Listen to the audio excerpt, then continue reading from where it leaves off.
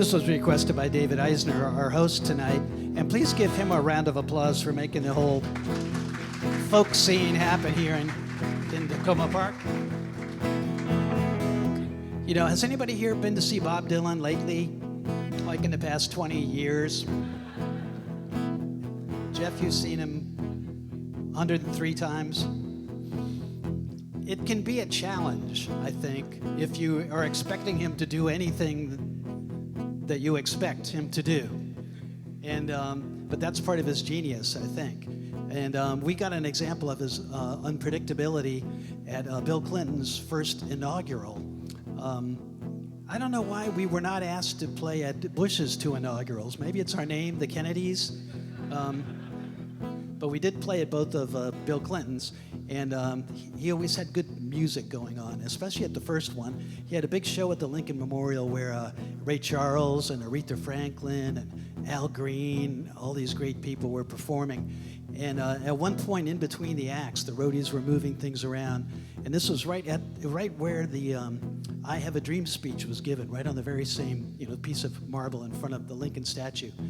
And in between two of the acts, Bob Dylan walked out on the stage, all by himself, just a Gibson acoustic guitar, no band or anything like that.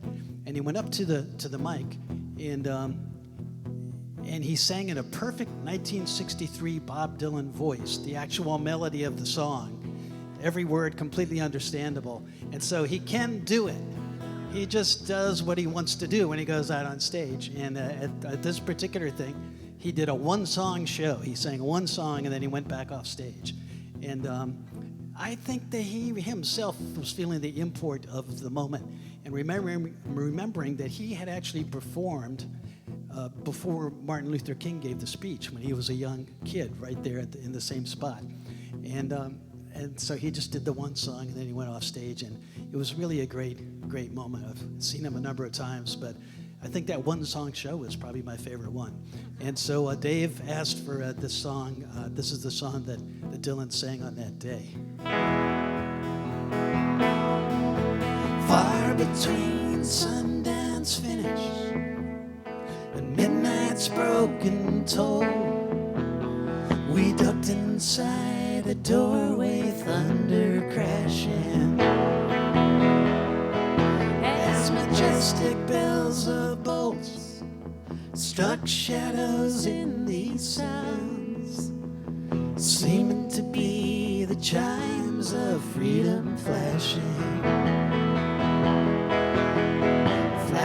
for the warriors whose strength is not to fight, flashing for the refugees on the unarmed road of flight, and for each and every underdog soldier in the night. And we gazed upon the chimes of freedom flashing. Even though the cloud's white curtain in a far-off corner flashed, and the hypnotic splattering mist was slowly lifting,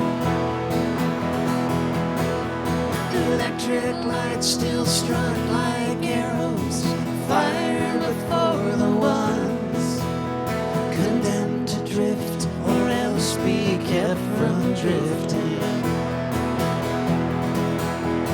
tolling for the searching ones on their speechless seeking trail, for the lonesome-hearted lover with too personal a tale, and for each unharmful gentle soul misplaced inside a jail.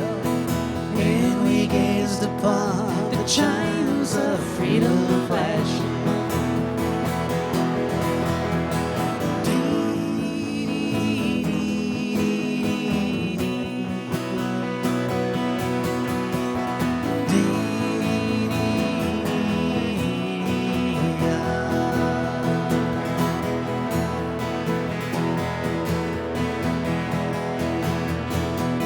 starry-eyed and laughing as I recall when we were caught, trapped by no track of our stars, for they hang suspended. As we listen one last time, and we watched with one last look, spellbound and swallowed till the tolling ended. Tolling for the aching ones whose wounds cannot be nursed, for the countless confused, accused, misused, strung out ones and worse, and for every hung-up person in the whole wide universe. And we gazed upon the chimes of freedom.